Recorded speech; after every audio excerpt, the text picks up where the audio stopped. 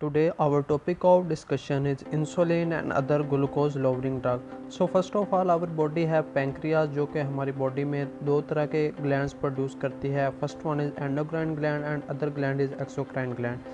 Endocrine gland हमारी body में peptide hormone produce करता है जिसमें we have insulin, glucagon and somatostatin. और ये जो पेप्टाइड हार्मोन्स हैं ये सिक्रेट होते हैं from the cell located in island of Langerhans, जिसमें बीटा सेल प्रोड्यूस करते हैं इंसुलिन, अल्फा सेल प्रोड्यूस करते हैं ग्लूकागोन और जो हमारे पास गैमा सेल हैं ये प्रोड्यूस करते हैं somatostatin. Then we have another gland in pancreas जो कि एक्सोक्राइन ग्लैंड है और इसमें we have major digestive enzyme जो कि हमारे फूड डाइजेशन में हेल्पफुल होते हैं. इन मेडिसिन को हम यूज़ करते हैं अगेंस्ट द डायबिटीज़ जो कि हमारे पास डायबिटिक पेशेंट होते हैं.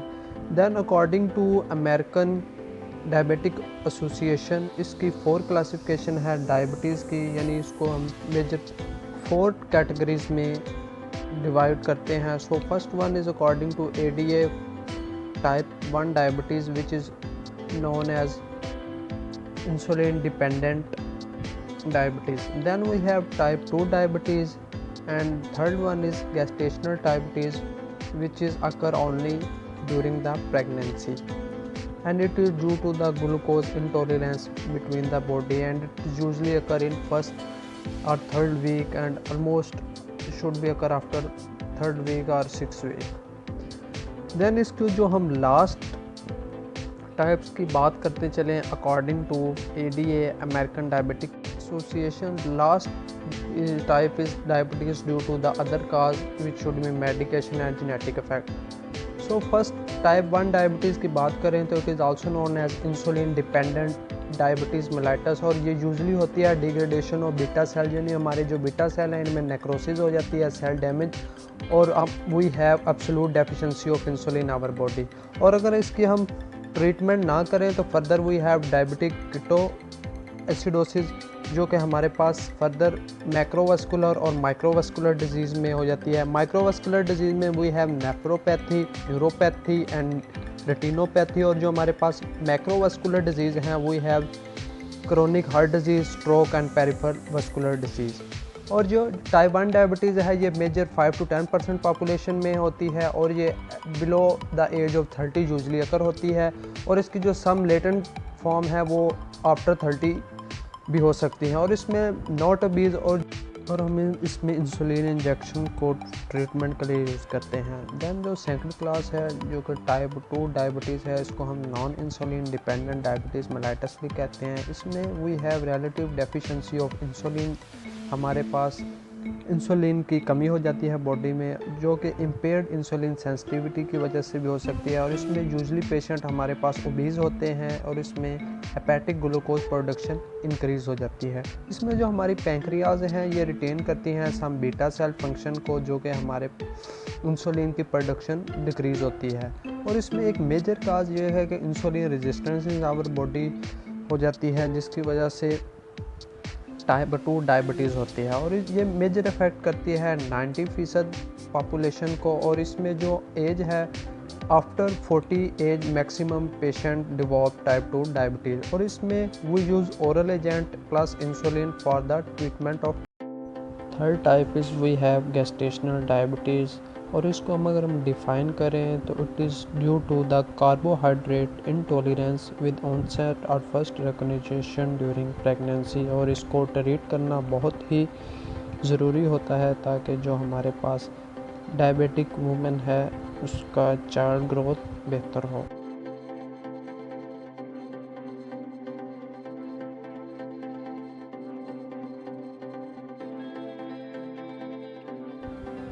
देन अगर हम इसके सम इम्पोर्टेंट पॉइंट्स की बात करें तो इसमें जो डायग्नोस्टिक के लिए यूज़ करते हैं we have glycosylated haemoglobin test करते हैं और जो सेकंड टेस्ट है हम प्रेफर करते हैं फास्टिंग प्लाज्मा ग्लूकोज टेस्ट है और हम इन टेस्ट को यूज़ करते हैं ताकि पेशेंट में डायबिटिक को डायग्नोज किया जाए. देन अगर हम इसका प्राइमरी मेटाबॉलिक गोल जो डायबिटीज़ के लिए होना चाहिए वो according to glycosylated haemoglobin it should be less than 7%. Then अगर हम रिकमेंडेड ब्लड ग्लूकोज की बात करें तो जो हॉस्पिटलाइज पेशेंट है इसमें 140 से 180 मिलीग्राम पर डेसीलीटर होना चाहिए, और जो हमारे पास प्रीपेडेनियल प्लाज्मा ग्लूकोज की वैल्यू हो वो 70 से 130 होनी चाहिए, और जो पोस्टप्रेनियल है वो एटलीस्ट 180 से बिलो होनी चाहिए, जो कि according to American diabetic association ने प्रेफर की हैं।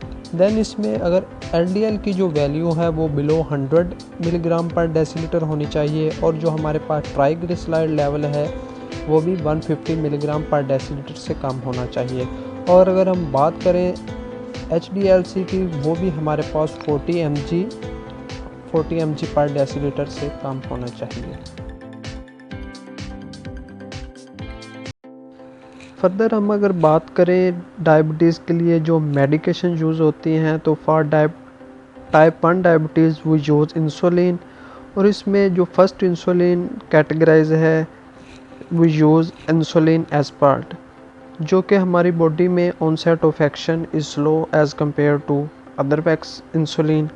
Then we have insulin detemir and insulin glargine. ये जो हमारे पास इंसुलिन डेटिमीर और ग्लेगरीन है, ये इनका onset of action is fast as compare to other insulin which is use for type 1 diabetes. Then इसकी अगर फर्दर टाइप्स की बात करें, we have insulin glulisine and insulin lispro. Both these insulin have slow onset of action as compared to glargine or detamir. Then we have NPH suspension insulin. इसको हम isophane insulin भी कहते हैं, और जो हमारे पास लास्ट इंसुलिन है वो है रेगुलर इंसुलिन। इंसुलिन को हम मोस्टली यूज़ करते हैं टाइप 1 डायबिटीज़ के लिए, और ये अफेक्ट शो करती हैं इनको जब हम सबकुटेनियस इंजेक्शन में लेते हैं। इसको हम इस वजह से ओरल रूट से नहीं लेते, जो इसका डाइस सल्फाइड बॉन्ड होता है हमारे स्टोमिक में वो डिग्रेड हो जाता है। Then further we have amylin analogue, जिसको हम जो कि हमारे पास कम्बिनेशन में यूज़ करते हैं इंसुलिन के लिए। इसमें we have the drug pramlintide, और इसको हम यूज़ करते हैं adjuvant therapy to treat type 1 diabetes. Further इसकी मेडिकेशन की बात करें, वो यूज़ ओरल एजेंट्स जो कि हम यूज़ करते हैं टाइप 2 डायबिटीज़ के लिए, जो कि non insulin dependent diabetes mellitus है। ओरल एजेंट्स की हम बात करें तो इसको हम 6 क्लासेस में क्लासिफाई करते हैं। जो first class is sulfonyl urea, और इसमें जो हमारे पास ड्रग हैं वी हैव ग्लिपिराइड, ग्लिपिजाइड और ग्लाइपोराइड, जो कि सेकंड जनरेशन ड्रग हैं। और जो लास्ट ड्रग है tolbutamide, it is the first generation drug, और ये एक्चुअली अब यूज़ नहीं होती क्योंकि इसके adverse effect as compare to other sulphonyl urea ज़्यादा थे। दैन अगर इसके हम सेकंड क्लास की बात करें तो वी हैव ग्लाइनाइड्स, जो कि सेकंड क्लास है, और इसमें जो मेडिकेशन है ओरल एजेंट्स की, first one is repaglinides and second one is nateglinides. Further अगर हम ओरल एजेंट की क्लास को मेंशन करें तो थर्ड क्लास है। थर्ड क्लास की अगर बात करें तो बेगोनाइड्स हैं, जिसमें हमारे पास मेटफॉर्मिन आती है, और ये फर्स्ट लाइन थेरेपी है। मेटफॉर्मिन को हम यूज़ करते हैं टाइप 2 डायबिटीज़ के लिए ट्रीटमेंट के लिए, और इसकी जो डोजेज फॉर्म है available, it should be available in 500 mg, 750 mg और 1000 mg। Then fourth classification of oral agent is glitazone, और इसमें जो हमारे पास ड्रग हैं we have rosiglitazone and pioglitazone. Oral agents को हम यूज़ कर सकते हैं इंसुलिन के साथ, और इसमें फर्दर वी मोनोथेरेपी करते हैं, यानी एक्सरसाइज, डाइट प्लान सबको साथ साथ रेगुलर करना होता है। Then fifth classification is dipeptidyl peptidase IV inhibitor, और इसमें जो हमारे पास ड्रग हैं, first one drug is sitagliptin and second drug of this class is saxagliptin. ये हमारे पास ड्रग जो एंड होती हैं ग्लिप्टिन के साथ, यानी इनका एंड वर्ड ग्लिप्टिन होता है। देन अगर इसकी हम लास्ट क्लास की बात करें तो इट इज़ 6 अल्फ़ा ग्लूकोसिड इनहिबिटर, और इसमें जो ड्रग हैं मेग्लिटोल और